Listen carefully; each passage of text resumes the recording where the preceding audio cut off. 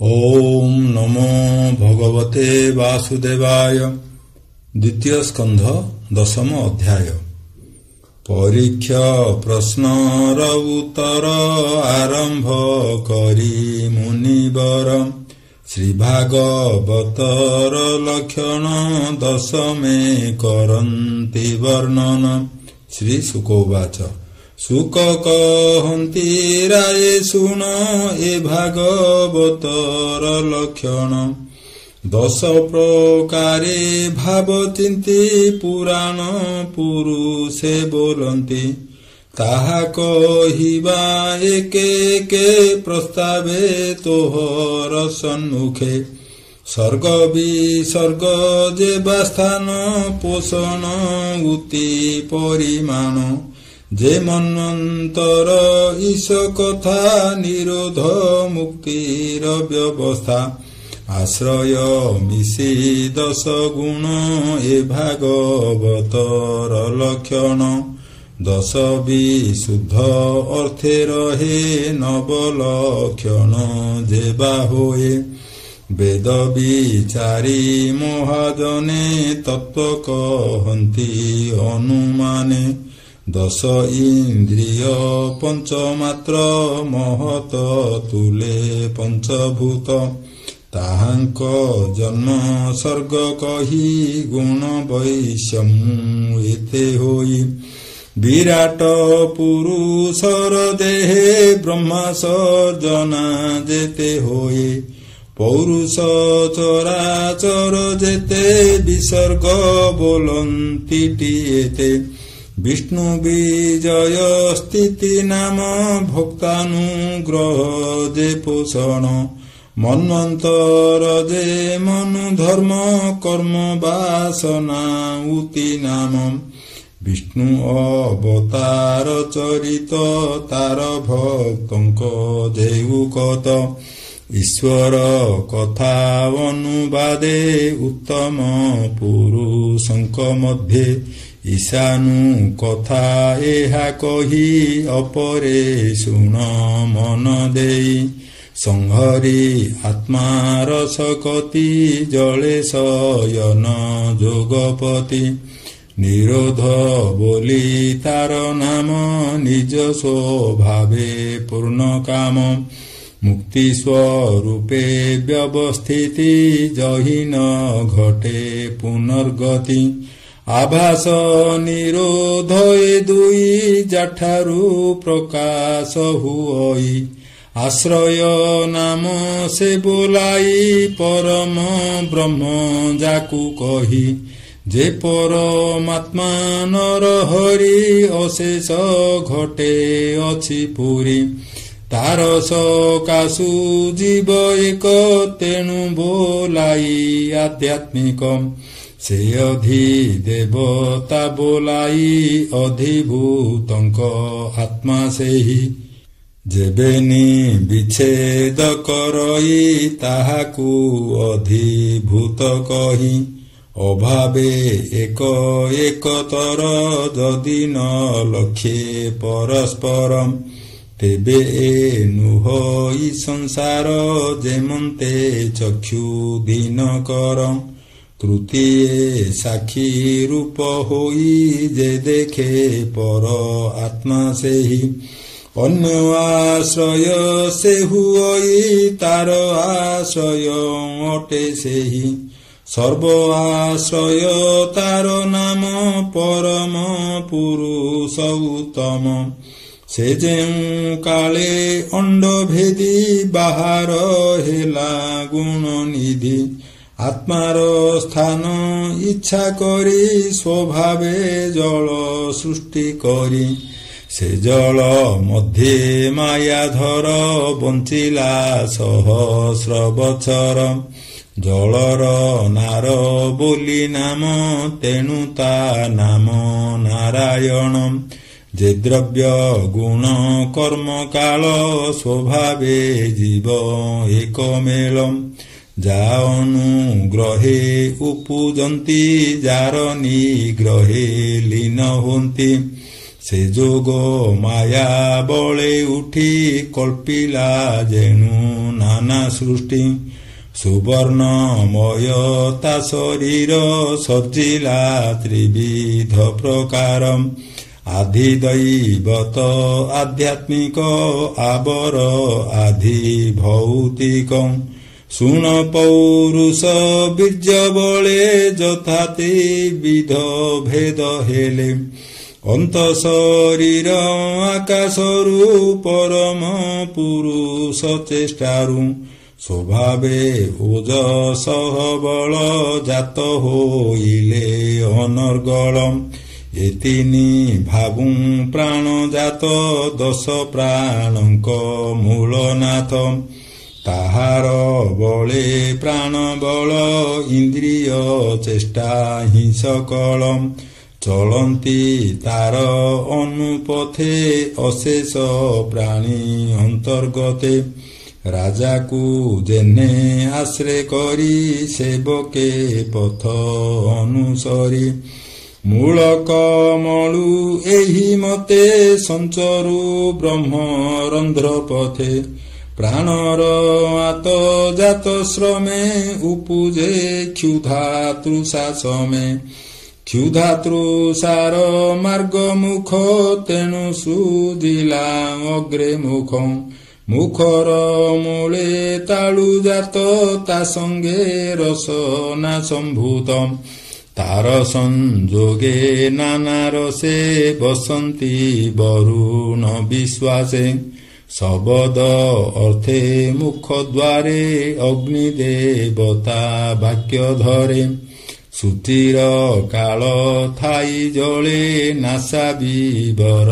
ବାୟୁ ବଳେ ଆଘ୍ରାଣ ଅର୍ଥେ ଉପୁଜିଲେ ତକ୍ଷଣେ ଗନ୍ଧ ବହତୁଲେ ଆତ୍ମାର ଦେଖି ଅନ୍ଧକାର ବ୍ରହ୍ମା ସୃଜିଲା ଚକ୍ଷୁ ଦ୍ୱାର ଜ୍ୟୋତିଷ ଜିଲା ତାର କ୍ଷଣେ ରୂପ ଗ୍ରହଣ ଇଛି ମନେ ଦେବ ପୁରୁଷଙ୍କ ବଚନେ ବିଧାତା ବେଦ ଅନୁମାନେ ଶୁଣିବା ଅର୍ଥେ ନାନା ସ୍ୱନ ନିର୍ମଳେ ପ୍ରକାଶିଲା କର୍ଣ୍ଣ ଦିଗ ଦେବତାଙ୍କର କ୍ଷଣେ ପ୍ରକାଶେ ଯେ ବାମ ଦକ୍ଷିଣେ ବସ୍ତୁର କୋମଳ କଠିନ ଲଘୁ କି ଅବା ଗୁରୁ ଗୁଣ ଶୀତଳ ଉଷ୍ମ ଯେଣେ ଜାଣି ପବନ ଯୋଗେ ପରିମାଣି ସେ ଚର୍ମ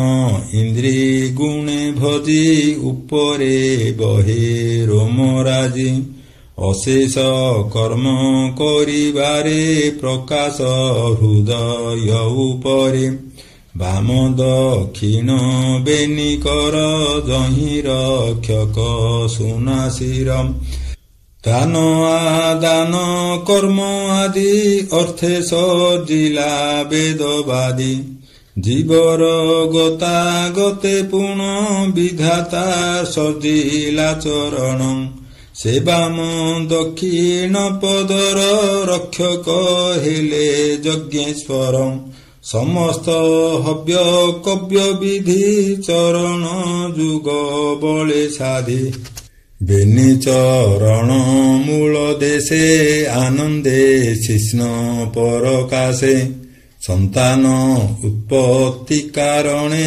ରକ୍ଷକ ପ୍ରଜାପତି ଗଣେ ଉଭୟ ଆନନ୍ଦର ଦ୍ୱାର ସମ୍ଭୋଗ ନର ନାରୀଙ୍କର ପ୍ରକାଶେ ଗୁହ୍ୟ ଅଧସ୍ଥାନେ ଧାତୁଙ୍କ ମଳ ଉତ୍ସୃଜନେ ମିତ୍ର ଦେବତାର ବିଷୟ ଉଭୟ ଉତ୍ସର୍ଗ ଆଶ୍ରୟ ଦେହରୁ ଦେହାନ୍ତର ଗତି ଇଚ୍ଛାରୁ ନାଭି ଉତପତ୍ତି ନାଭିରେ ପ୍ରାଣ ଯେ ଅପାନ ବିଯୋଗେ ହୁଅ ମରଣ ଅନ୍ନ ଭୋଜନ ପାନ ସଦେ ନାଡି ସୃଜିଲା କୁକ୍ଷି ମଧ୍ୟେ ନାଡିରେ ନଦୀ ତୃଷା ବସେ ଅନ୍ତ୍ରେ ସମୁଦ୍ର ରହେ ଗ୍ରାସେ ଉଭୟ ନିମିତ୍ତ ଏ ଦୁଇ ଯେ ତୁଷ୍ଟି ପୁଷ୍ଟି ନାମ ବହି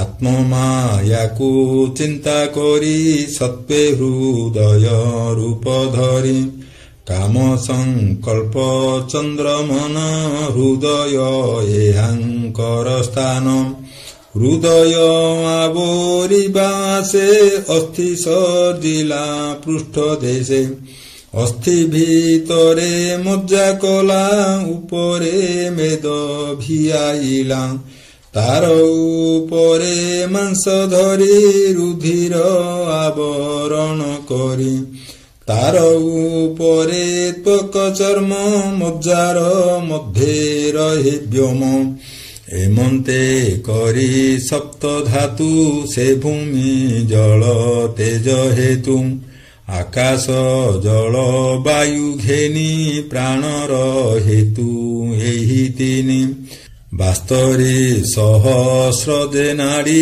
ହୃଦ କମଳ ମଧ୍ୟରେ ବେଢ଼ି ପ୍ରାଣର ହୋଇ ତାଙ୍କ ମଧ୍ୟରେ ଅନ୍ତରେ ରସ ମୂଳ ଭେଦେ ଯେ ଗୁଣାତ୍ମକ ଇନ୍ଦ୍ରିଗଣ ଭୂତାଦି ପ୍ରଭବ ଯେ ଗୁଣ କଳ୍ପିତ ଅହଙ୍କାରେ ପୁଣ ସର୍ବବିକାର ଆତ୍ମା ମନ ବୁଦ୍ଧି ବିଜ୍ଞାନ ସ୍ୱରୂପିଣୀ ଯେଣେ ସଂସାର ମାୟା ଜିଣି ଅବନି ଉଦକ ନଳ ପବନ ଆକାଶ ମଣ୍ଡଳ ଏ ପଞ୍ଚଭୂତ କଳେବର ବିଷ୍ଣୁର ଭଜନ ମନ୍ଦିର ଏମନ୍ତେ କହିଲି ମୁଁ ତୋତେ ବିଷ୍ଣୁର ସ୍ଥୂଳ ରୂପ ଯେତେ ଏ ଜୀବ ବ୍ରହ୍ମାଣ୍ଡ ଧାରଣେ ବେଷ୍ଟିତ ଅଷ୍ଟ ଆବରଣେ ପୃଥିବୀ ଆଦି ପଞ୍ଚଭୂତ ମନ ଅହଙ୍କାର ମହତ ଏ ଅଷ୍ଟ ଗୁଣେ ଆବରଣ ଏମନ୍ତେ ବ୍ରହ୍ମାଣ୍ଡ ଘଟଣ ଏ ସ୍ଥୂଳ ରୂପ ଯେ ତାହାର ଏହା ଉପରେ ସୂକ୍ଷ୍ମତର ସେ ନିର୍ବିକାର ନିରଞ୍ଜନ ଅନାଦି ମଧ୍ୟମ ନିଧନ ସେ ନିର୍ବିକାର ନିରଞ୍ଜନ ଅନାଦି ମଧ୍ୟମ ନିଧନ ସେ ଶୂନ୍ୟ ମଧ୍ୟରେ ନିରାକାର ମନ ବଚନ ଅଗୋଚର ଏ ସ୍ଥୂଳ ସୂକ୍ଷ୍ମ ରୂପ ଧରି ଖେଳଇ ଆତ୍ମ ମାୟା କରି ପଣ୍ଡିତେ ନ ଦେଖନ୍ତି ଏହା ସୃଷ୍ଟି ସଂକଳ୍ପ ବିଷ୍ଣୁ ମାୟା ବାଚ୍ୟବାଚକ ରୂପ ଧରି ସେ ବ୍ରହ୍ମ ରୂପୀ ଅବତରି ସେ ରୂପ ନାମ କ୍ରିୟା ଧାତୁ ଅକର୍ମୀ ହୋଇ କର୍ମ ହେତୁ ସର୍ବସଂକଳ୍ପ କ୍ରିୟା ଅର୍ଥେ ଶୁଣ କହିବା ଆର ଯେତେ ଅଂଶକେ ଭିନ୍ନ ଭିନ୍ନ କରି ସେ ବ୍ରଜାପତି ରୂପ ଧରି ମନୁଙ୍କୁ ସଜିଲା ସେ ହେଳେ ଋଷି ଦେବତା ପିତୃ ମେଳେ ସିଦ୍ଧ ଚାରଣ ବିଦ୍ୟାଧର ଗନ୍ଧର୍ବ ଗୁହ୍ୟ କସୁର କିନ୍ନର ଅପସରାଗଣ ନାଗ କିଂପୁରୁଷ ଯେ ପୁଣ ଯକ୍ଷ ଉରଗ ମାତୃଗଣ ପିଶାଚ ଭୂତ ପ୍ରେତମାନ କୁଷ୍ମାଣ୍ଡ ଗଣ ବିନାୟକ ଉନ୍ମାଦ ବେତାଳ ଯେତେକ ଯେ ଜାତୁ ଧାନ ସରୀସୃପ ଗ୍ରହ ମୃଗାଦି ଖଗ ରୂପ ବୃକ୍ଷ ପର୍ବତ ପଶୁଗଣ ଏ ରୂପେ କଲେ କସର୍ଜନ ଦ୍ୱିବିଧ ଚତୁର୍ବିଧ ଗଣେ ଜଳେ ବା ସ୍ଥଳେ ବା ଗଗନେ ମିଶ୍ର କୁଶଳ ଆକୁଶଳ ତିନି ପ୍ରକାରେ କର୍ମ ଫଳ ଏତେ ପ୍ରକାରେ କର୍ମ ଗତି ଆତ୍ମାର ବଳେ ସେ ସର୍ଜନ୍ତି ଗୁଣ ପ୍ରଭେଦେ ତିନି ଲୋକ ଦେବ ଅସୁର ନର ଲୋକ ସତ୍ୱଗୁଣରୁ ଦେବ ହୋଇ ମନୁଷ୍ୟର ଯୋ ଗୁଣ ବହି ତମ ଗୁଣରୁ ଅଧୋଗତି ପାପିଷ୍ଠେ ତହିଁ ବିଶ୍ରାମନ୍ତି। ଏ ତିନି ଲୋକେ ତିନି ଗତି ଭାବେ ସୃଜିଲା ପ୍ରଜାପତି। ସେ ପୁଣ ଚିତ୍ର ପ୍ରାୟ ହୋଇ ସ୍ୱଭାବେ ଭିନ୍ନ ଭିନ୍ନ ଦେହି। ଏକ ଆରେ କେ ନ ଗଣିଲେ ନିଶ୍ଚଳେ ରହି ନ ପାରିଲେ। ତା ଦେଖି ପ୍ରଭୁ ନରହରି ତକ୍ଷଣେ ଧର୍ମ ରୂପ ଧରି ବିଶ୍ୱକୁ ପାଳିବାର ଅର୍ଥେ ଦେବ ମନୁଷ୍ୟ ପଶୁ ଗତେ। ଏ ତିନି ରୂପେ ଭଗବାନ ରକ୍ଷା ପୋଷଣେ କରି ସ୍ଥାନ। ସୁଖ ସମ୍ପଦେ ଦିନ ହରେ ଯେ ବିଧି ସଂସାର ବେବାରେ। ସୃଷ୍ଟିର ଭୋଗ ଅନ୍ତେ ହରି କାଳାଗ୍ନି ରୁଦ୍ର ରୂପ ଧରି। ଆତ୍ମାର କ୍ରୀଡ଼ା ନାଶ କରେ ବାଳକ ଯେଶ ନେବେ ଭାରେ। ସର୍ବହରଇ ଅବସାନେ ଜିମୁତ ଯେଶ ନେ ପବନେ।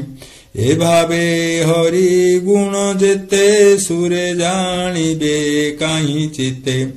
କେବଳ ଭାବେ ତାଙ୍କୁ ଜାଣି ଶ୍ରୁତି ବଚନେ ତା ପ୍ରମାଣି। ସୃଷ୍ଟିର ଜନ୍ମ ଆଦି କାଳେ ଯେ କର୍ମ ସାଧେ ଯୋଗ ବଳେ। ସ୍ୱଭାବେ କର୍ମ ଯାର ନାହିଁ ମାୟାରେ ବିଶ୍ୱ ପ୍ରକାଶଇ। ଏ ବ୍ରହ୍ମ କଳ୍ପର ସଂସାର ବିକଳ୍ପ ନାମଟି ଯେ ଆରମ୍। ଏ ନିତ୍ୟ ସାଧାରଣ ବିଧି ଯେ ପୂର୍ବ କଳ୍ପରୁ ପ୍ରସିଦ୍ଧି। ପ୍ରାକୃତ ବୈକୃତ ସଂସାର ମହତ ସ୍ଥାନର ସଞ୍ଚାର। ସଂକ୍ଷେପେ କହିଲଇଁ ତୋତେ ତୁ ଯାହା ପଚାରିଲୁ ମୋତେ। ଯେ କଳ୍ପ ଲକ୍ଷଣ ଯେ ନାମ ଯେ ବା କାଳର ପରିମାଣ। ଯେ ବ୍ରହ୍ମ କଳ୍ପ ମନ୍ୱନ୍ତର ପଦ୍ମକଳ୍ପର ଯେ ବିଚାର। ଭାବେ କହିବା ବିସ୍ତାରିଣ ରାଜନ ସାବଧାନେ ଶୁଣ। ସୌନକ ଉବାଚ ହେ ସୁତ କହ ବିଷ୍ଣୁ କଥା ଯେଣେ ଛାଡ଼ିବ ଭବ ବ୍ୟଥା। ପଦ୍ମକଳ୍ପର କଥା କହ ଯେଣେ ଛାଡ଼ିବ ଭବ ମୋହ। ଦୁର୍ଯ୍ୟୋଧନର ଦୁଷ୍ଟବାଣୀ ବିଦୁର ସଭା ମଧ୍ୟେ ଶୁଣି। କୁଟୁମ୍ବ ଆଶା ଦୂର କରି ତୀର୍ଥ ସେବନ ମନେ ଧରି। ପୃଥିବୀ କଲା ପର୍ଯ୍ୟଟନ ବୁଲି ପର୍ବତ ଘୋର ବନ। କୈବଲ୍ୟ ଲାଭେ ଇଚ୍ଛା କଲା ଅନେକ ତୀର୍ଥ ସେ ଭ୍ରମିଲା। ମୈତ୍ରେୟ ମୁନି ସଙ୍ଗେ ତାର କାହିଁ ହୋଇଲା ଏକ ସ୍ପର। ବ୍ରହ୍ମ ସମ୍ବାଦ ବେନି ଜନେ କରି ବଞ୍ଚିଲେ କେଉଁ ସ୍ଥାନେ। ବିଦୁର ପଚାରିଲେ ଯେତେ ମୈତ୍ରେୟ ବୁଝିଲେ ଯେ ମନ୍ତେ। ସେ ବନ୍ଧୁ ତ୍ୟାଗୀ କି ନିମନ୍ତେ ପୁଣି ମିଳିଲା ଇନ୍ଦ୍ରପ୍ରସ୍ଥେ। ସୁତ ଉବାଚ ଯେ ପ୍ରଶ୍ନ କଲ ତୁମ୍ଭେ ମୋତେ ଏ ପ୍ରଶ୍ନ ଶୁକଙ୍କ ଅଗ୍ରତେ। ପୁଛିଲେ ରାଜା ପରୀକ୍ଷିତ ମୈତ୍ରେୟ ବିଦୁର ଚରିତ। ପରୀକ୍ଷ ବାକ୍ୟ ଚିତ୍ତେ ଘେନି ଯାହା କହିଲେ ଶୁକ ମୁନି। ସେ ପ୍ରଶ୍ନ ଅନୁସାରେ ଯେତେ ଶୁଣ କହିବା ଭାଗବତେ। ସୁତ ସୌନକ ସମ୍ବାଦ ଶୁଣନ୍ତେ ନ ଲାଗେ ପ୍ରମାଦ। ଦ୍ୱିତୀୟ ସ୍କନ୍ଧେ ଭାଗବତ ଅମୃତ ରସମୟ ଗୀତ। ସୁଜନ ଜନଙ୍କର ହିତ କହିଲା ଦାସ ଜଗନ୍ନାଥ। ଇତି ଶ୍ରୀମଦ୍ ଭାଗବତେ ମହାପୁରାଣେ ପାରମହଂସ୍ୟାଂ ସଂହିତାୟାଂ ବୟାସିକ୍ୟାଂ ଦ୍ୱିତୀୟ ସ୍କନ୍ଧେ ଦଶଲକ୍ଷଣ ବର୍ଣ୍ଣନଂ ନାମ ଦଶମୋऽଧ୍ୟାୟः। समाप्तोऽयं द्वितीयः स्कन्धः। हरि ओं तत्सत्। श्रीकृष्णं समर्पणमस्तु। ओं नमो भगवते वासुदेवाय।